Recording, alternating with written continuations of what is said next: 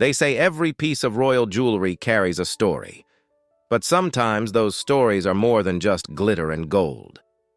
Recently, Princess Catherine opened Queen Camilla's private jewelry box, a place few eyes have ever seen. Inside, she didn't just find dazzling gems. She uncovered something deeply personal, something that carried decades of history, love, and loss. And when she realized its meaning, Catherine's eyes filled with tears. This is not just about royal diamonds. It's about the powerful emotions hidden behind them, and why this moment is touching hearts all over the world. In the days following Queen Elizabeth II's passing, the senior women of the royal family found themselves in the public eye. Every gesture, every expression was watched closely. Princess Anne, the Queen's only daughter, touched the nation with her heartfelt displays of affection. And Princess Catherine, always composed, was about to experience a private moment that would shake her to the core. It happened on a quiet spring morning when Catherine arrived at Clarence's house to review items for an upcoming charity auction on behalf of King Charles III. She had done this before, checking ledgers, letters, and the occasional forgotten painting. But that day, an aide mistakenly led her into a section of the residence once used by Queen Consort Camilla. The room was lined with antique cabinets and drawers, one of which caught Catherine's eye. It was lined with deep red velvet and marked in gold lettering with a single word: private. Assuming it held letters or keepsakes, she gently slid it open and froze. Inside lay a collection of jewelry so familiar it stole her breath. At the top were Princess Diana's iconic sapphire drop earrings, pieces Catherine had only seen in archival photographs and believed lost for nearly 30 years. Beside them was a slightly tarnished gold locket containing photos of William and Harry as young boys. There was also the diamond brooch Diana had worn at a 1997 state dinner and a delicate gold tiara wrapped in tissue, the same one she had worn during her final state visit to France. None of these items appeared in any inheritance records or museum archives. They had simply vanished. What unsettled Catherine most was that these pieces weren't tossed aside or forgotten. They were preserved with care, meticulously arranged, as though someone had been curating them in secret. According to Diana's will, her personal jewelry was to be passed down to her sons and, in time, their wives. Yet these treasures had never reached William, Harry, or their spouses. Among the most personal finds was a charm bracelet Diana had given William on his 13th birthday, engraved W.A. for William Arthur. Catherine knew instantly he had not seen it since boyhood. This was no coincidence. It was a quiet act of withholding, buried under layers of royal protocol. For nearly an hour, Catherine examined each item, taking photos and noting their condition. She contacted her personal security to prepare them for transport. As she locked the drawer, the reality sank in. This was not just a discovery. It was the unearthing of a truth that could reopen old wounds and stir long-suppressed tensions within the House of Windsor. She lowered herself into a nearby chair, clutching the sapphire earrings tightly. A staff member recalled her sitting in silence before whispering, "These were hers. Why weren't we told?" The words carried no anger, only heartbreak. For over a decade, Catherine had honored Diana's memory in public and private, wearing her ring, championing her causes, even mirroring her style. Now she held pieces no one thought still existed. That night, after the children were asleep, Catherine showed the items to William. Before she could speak, tears welled in her eyes. She handed him the locket. The moment he opened it and saw the photo inside, he sat beside her without a word. They remained there for nearly 45 minutes, processing the weight of what they'd found. These were not just jewels. They were fragments of memory, whispers from the past, and symbols of a mother lost too soon. For years, Catherine had wondered why so little of Diana's personal jewelry had reached her. Now she had her answer. And as William and Catherine began piecing it together, a darker truth emerged, one of omission, concealment, and a quiet betrayal that could never be entirely forgiven.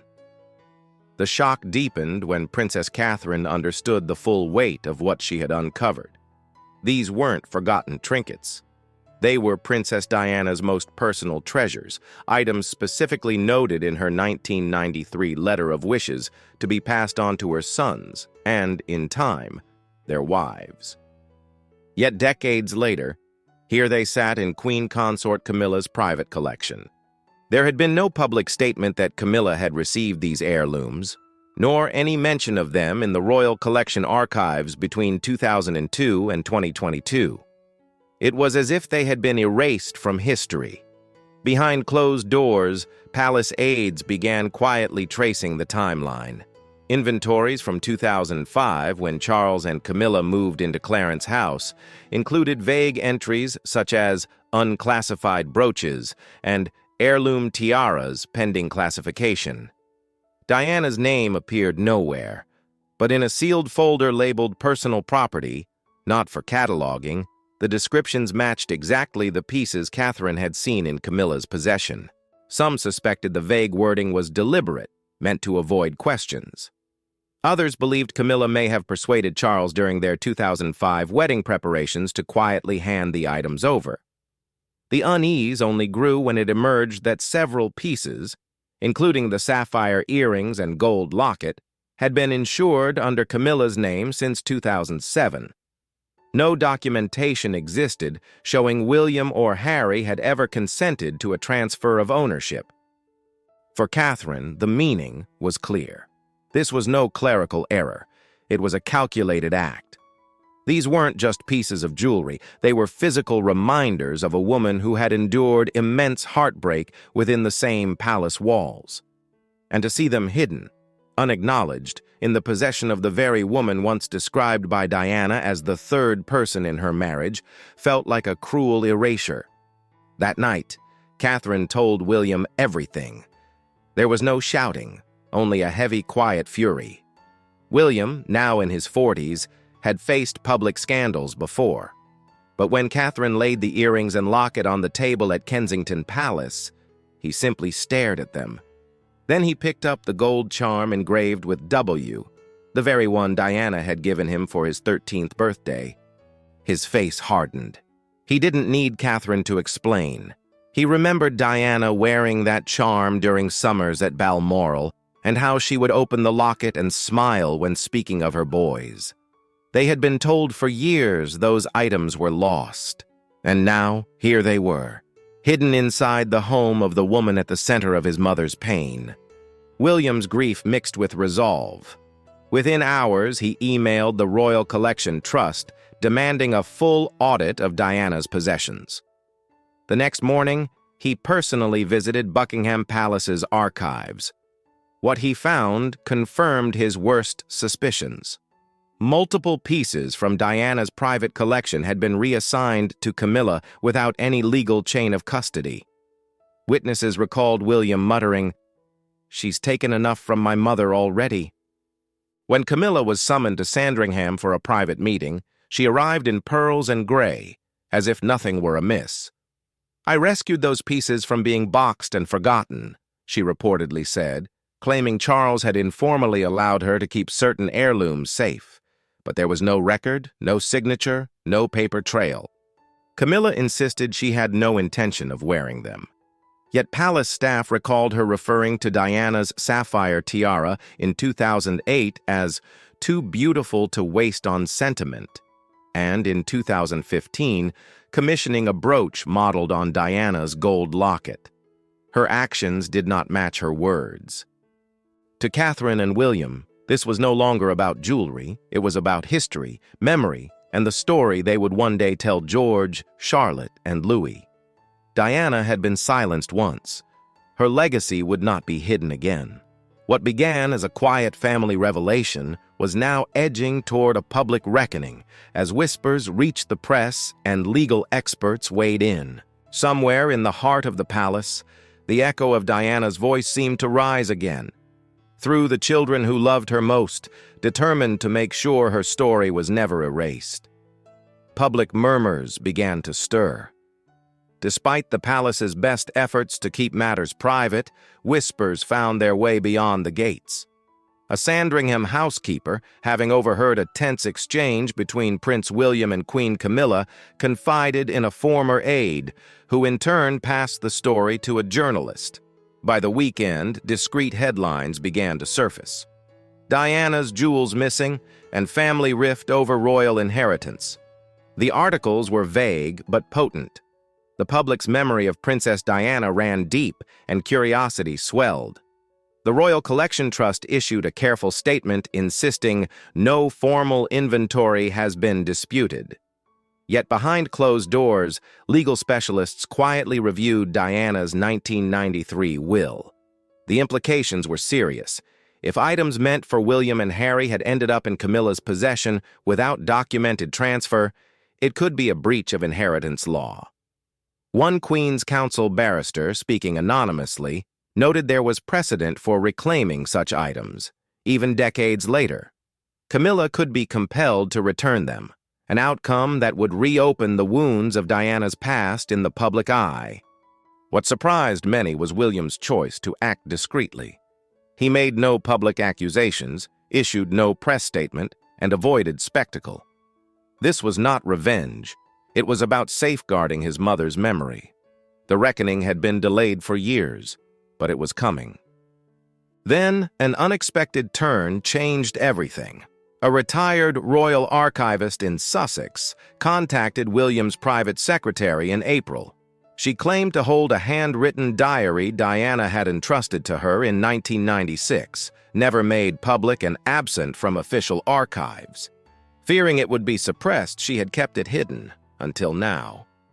Just 42 pages long, the diary captured Diana's rawest thoughts during the darkest chapter of her marriage: anguish over Camilla, fear of being erased, and hope for her son's futures. One chilling line read, "If they bury me before I've had my say, I pray William and Harry find these words. I want the world to see my truth, not theirs." William read in silence, heart heavy. The diary named specific items Catherine had recently found: sapphire earrings, a locket, and other treasures, meant as personal gifts to her sons. Diana predicted that one day Camilla might wear them, like a costume, unless her boys intervened. The words erased whatever patience remained. William had the diary authenticated, entered into the royal archives, and instructed his legal team to file a formal challenge to the estate's records, now armed with Diana's explicit intent. Soon, Queen Camilla's public schedule was quietly cleared. A closed-door meeting was called at Balmoral Castle. On a gray April morning, William and Catherine arrived with a legal advisor. King Charles, frail and drawn, was already inside. This was no family gathering. It was a confrontation. William placed the diary, photographs of the jewelry, and Diana's will on the table. "This is no misunderstanding," he said evenly. "This is theft of memory." Camilla, visibly shaken, insisted she meant no harm, but her defense rang hollow. The king dismissed all but William and Camilla for a private exchange. What happened remains sealed, but witnesses later reported Camilla leaving in tears and Charles remaining at Balmoral for days afterward. Soon after, Camilla formally declared her intent to return the contested items to William and Harry. But the damage was done. The palace image had cracked, and Diana's presence was once again undeniable. Weeks later, another relic surfaced. An elderly nurse who had worked at Kensington Palace in the 1990s revealed she had been holding a sealed envelope from Diana to William, written just a month before the fatal crash. She had promised to deliver it only if William ever publicly challenged Camilla's place in the royal family. That moment had come. Alone in his study, William opened the letter. It was not bitter, but tender. Diana at her most maternal. "If I'm gone and you face her, remember who you are. You are light. You are truth. And you were never meant to carry my pain." William wept as the boy who once walked behind his mother's coffin. This was no longer about jewels or legal claims. It was about the unbroken thread between mother and son. In a quiet ceremony, the returned jewelry was placed in the Princess Diana Memorial Vault at Althorpe, her family's ancestral home. A plaque was added in memory of what could never be erased. Camilla's name was absent. History had already decided her role. Princess Catherine now protects Diana's memory with quiet resolve, ensuring that every piece, every story, and every truth remains where it belongs. Diana's legacy endures, not in silence, but in sapphire, gold, and the steadfast love of those who remember.